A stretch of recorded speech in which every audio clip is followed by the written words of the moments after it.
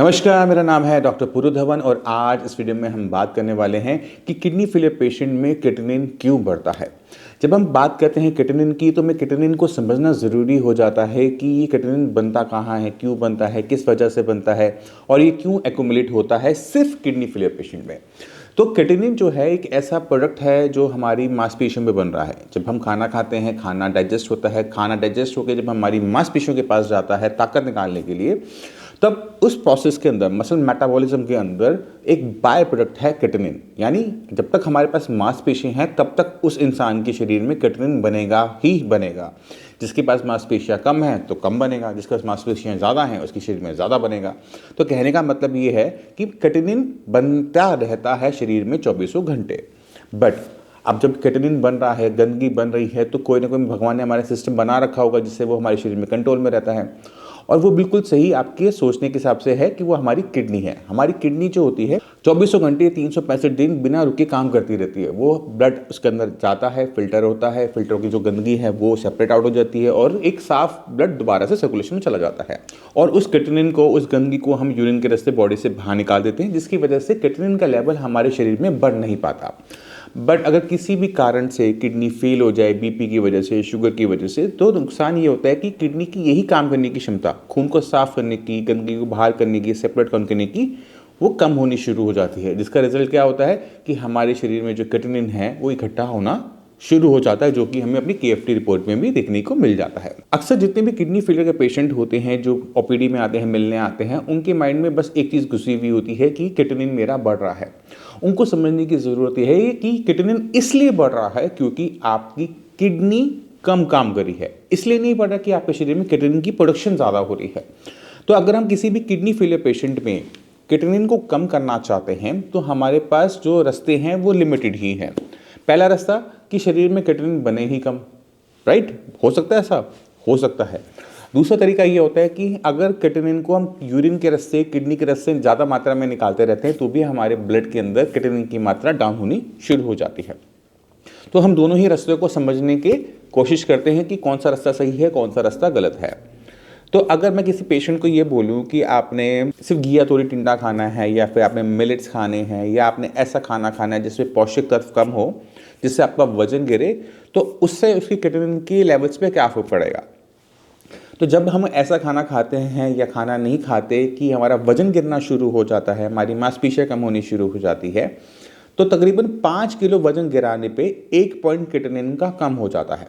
यानी अगर मेरा वेट 80 केजी है, 80 किलो है, मैं 75 पे ले जाऊंगा तो मेरा क्रिएटिनिन जो 5 था वो 4 हो जाएगा।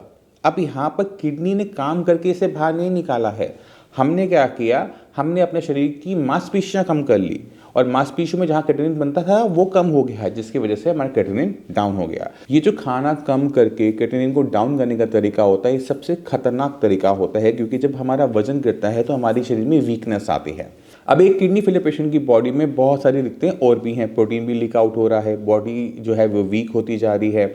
तो अगर हम अपना वजन गिराना शुरू कर देते हैं तो पेशेंट का जो डायलिसिस का ऑप्शन है वो खत्म होना शुरू हो जाता है, पेशेंट वीक होना शुरू हो जाता है, पेशेंट की बॉडी में स्वेलिंग आनी शुरू हो जाती है, हीमोग्लोबिन कम होना शुरू हो जाता है, पेशेंट से बेड से नहीं उठा जाता, वीकनेस बहुत ज़्यादा आ जाती है और किडनी भी कम काम करना स्टार्ट कर देती है। क्यों? क्योंकि जब आपने बॉडी में खाना नहीं डाला तो आपकी किडनी को भी नहीं मिला, और जब किडनी को खाना नहीं मिला तो वो और कमज़ोर हो गई। पहले से वो कमज़ोर थी और कमज़ोर हो गई। तो जो क्रिएटिनिन आपका डाउन गया था अब वो बढ़ना शुरू होगा और पहले से ज़्यादा बढ़ेगा और शरीर में वीकनेस और अलग टाइप की कॉम्प्लिकेशंस भी बॉडी में आपको देखने को मिलेगी। तो अब हमने करना क्या है, अगर हम अपनी किडनी से ही काम लेना चाहते हैं तो हमें ये समझना पड़ेगा कि किडनी को नुकसान किस चीज़ ने पहुँचाया। क्योंकि 80% पेशेंट के अंदर बीपी या शुगर, इन दोनों में से एक कारण होता है। ये दोनों कारण मिलकर किडनी को नुकसान पहुंचा रहे होते हैं, जिसकी वजह से किडनी की काम करने की क्षमता कम हो रही होती है और उसी वजह से क्रिएटिनिन की वैल्यूज़ जो है वो बढ़ती चली जाती हैं। और जैसे जैसे हमारे क्रिएटिनिन की वैल्यू अप जाती है वैसे वैसे हमारा GFR नीचे की तरफ आता है। तो हम क्या करेंगे, सबसे पहले हम उस बीमारी को आइडेंटिफाई करेंगे, क्या वो बीपी है या वो विश शुगर है। जब हमें एक बार रीज़न पता लग जाता है कि वो बीपी है या शुगर है, तो दूसरा क्वेश्चन में हमें काम करना क्या पड़ता है कि इसे कंट्रोल में लेकर आना पड़ता है। एक बार बीपी बढ़ा हुआ बीपी कंट्रोल में आ गया, बढ़ी हुई शुगर कंट्रोल में आ गई, तो हम ये कह सकते हैं कि अब बीपी और शुगर की वजह से कोई नया नुकसान किडनी में नहीं होगा, राइट। अब जब बीपी और शुगर से कोई नया नुकसान होना रुक जाता है तो क्रिएटिनिन के लेवल अब बढ़ना बंद हो जाते हैं, वो रुक जाते हैं, क्योंकि अब कोई नया नुकसान हो नहीं रहा। तो हमें क्या करना पड़ता है, किडनी को थोड़ा सा सपोर्ट देना पड़ता है, पहले अच्छे खाने से, फिर दूसरा अच्छी मेडिसिन से। अब जब हम अच्छा खाना खा रहे हैं, अच्छा उसमें विटामिन है, मिनरल है, तो बॉडी उसको अच्छी तरीके से लेती है, बॉडी में एनर्जी आती है, किडनी के पास एनर्जी जाती है, किडनी अच्छे से काम करती है, क्रिएटिनिन को और अच्छे तरीके से बाहर निकालती है। तो आपको समझने की ज़रूरत ये है कि क्रिएटिनिन से आपने नहीं घबराना। क्रिएटिनिन जो है वो हर किसी के शरीर में बन रहा है और ऑलमोस्ट सेम मात्रा में बन रहा है, बट किडनी फेलियर पेशेंट में किडनी की कम काम करने की वजह से शरीर में वो इकट्ठा हो रहा है, और नॉर्मल इंसान की बॉडी में किडनी ठीक काम कर रही है, इस वजह से वो इकट्ठा नहीं हो पा रहा है। तो अगर हमने काम करना है तो हमने किडनी पे काम करना है कि किडनी की काम करने की क्षमता बढ़े, क्रिएटिनिन हमारे शरीर से बाहर ज़्यादा जाए और हमारा जो ब्लड है वो क्लीन अप हो पाए। मैं उम्मीद करता हूँ इस वीडियो से क्रिएटिनिन के बारे में आप समझ गए होंगे कि क्रिएटिनिन क्यों बढ़ता है, किस वजह से बढ़ता है और किस तरह से हम उसको नीचे काबू में लेकर आ सकते हैं। इसी के साथ आप सभी भी चलने की आगे चाहूँगा। मिलते हैं अगले वीडियो में, तब तक के लिए नमस्कार।